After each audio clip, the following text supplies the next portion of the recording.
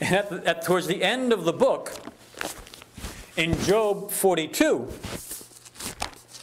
God comes and he takes Job's friends to task for calling himself righteous. So I kind of find it funny that commentators today still say that Job's problem was that he was self-righteous.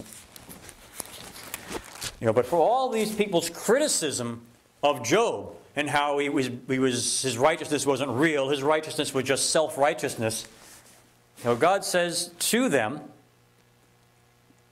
it came about after the Lord had spoken these words to Job, that the Lord said to Eliphaz the Temanite, my wrath is kindled against you and against your two friends, because you have not spoken of me what is right, as Job my servant has, or right about Job as my servant. Where they've got it wrong. They're telling Job that he's self-righteous, that there must be sins here that he's not seeing, and that's why God is punishing him. And God is saying, no, that wasn't the problem. So if that wasn't the problem, what is the problem? Well, when I look at the book of Job, and I look at Job's life, I see the same shortcomings in his relationship with God that I found in my life and that I've seen in so many other Christian lives. Fear drives Job's righteousness, not love. In Job's world, he's keeping score. So Job's relationship with God is driven by fear, not by love. That we'll come to see that Job's actions are driven by the sense of, let's make sure we don't step out of line, because if we don't step out of line, God won't get us. It's built upon fear. God wants love, not fear. And as a result, God will spare virtually nothing to teach Job that lesson. It's so important to God. The sufferings are only temporary. The life God offers us is eternal. And so God will spare no cost, even to the point of taking Job's wealth away, even to the point of allowing his children to be killed. God can take care of his children. Allowing Job to suffer in terrible health. Preserving our health is not the most important thing in life. It wasn't to God. What was important was that God got through to Job to tell him, look, I don't want you to spend an eternity in fear of me. I want to spend an eternity together with you in love. So let's look at this, how God just spares nothing to teach Job. Let's go to Job 1, right at the very beginning, and take a look at this remarkable man and this remarkable life. In Job chapter 1, we see the sterling quality of Job's character. There was a man in the land of Uz, whose name was Job, and that man was blameless, upright, fearing God and turning away from evil.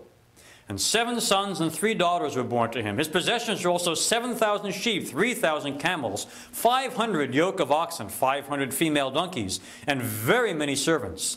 And that man was the greatest of all the men in the east. And his sons used to go and hold a feast in the house of each one on his day, and they would send and invite their sisters to eat and drink with them.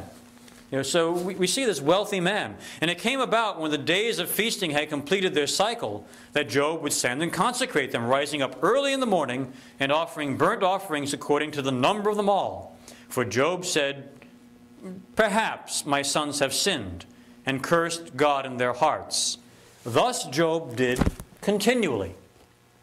So we see this very disciplined man, always being very careful to do what was right before God.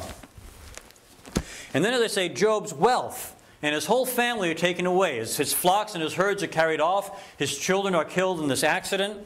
And what's Job's response? In verse 20 of chapter 1, we see, then Job arose and tore his robe and shaved his head. So he's deeply grieved. But what next? And he fell to the ground and worshipped. And he said, naked I came from my mother's womb, and naked I shall return there. The Lord gave, and the Lord has taken away. Blessed be the name of the Lord.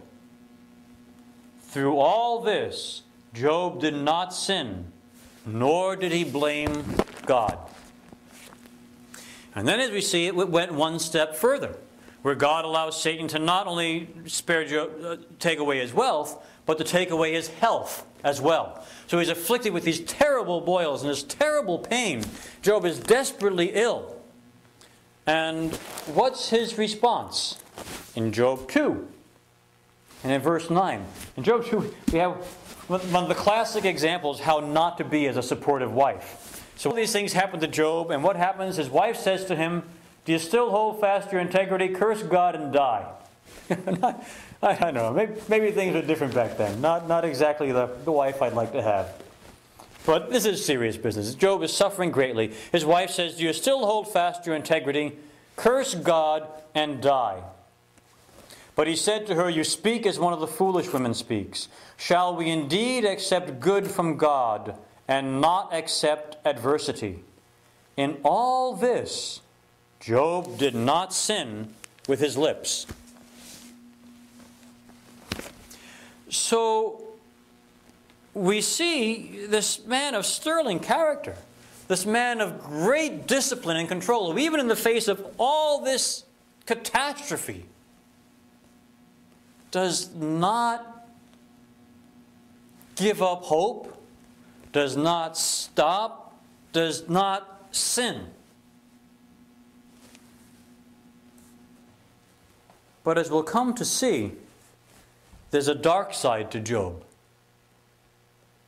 A side which isn't all right, and which is why God allows all of this to happen to Job, to remove that fearful darkness from Job's life.